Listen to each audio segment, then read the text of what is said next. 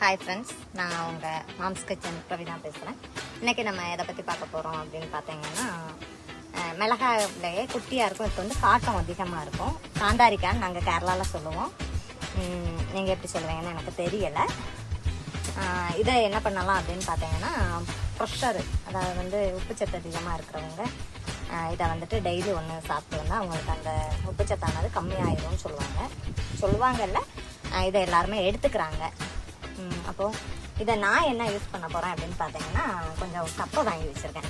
அப்போ கப்பைக்கு இதை வந்து சம்மந்தி அரைக்கலாம் அப்படின்ட்டு ஒரு பிளானில் இருக்கிறேன். அப்போ என்ன பண்ணலான்னா, இதை நான் இன்னைக்கு கொஞ்சம் எடுத்துக்கலான்ட்டு இருக்கேன்.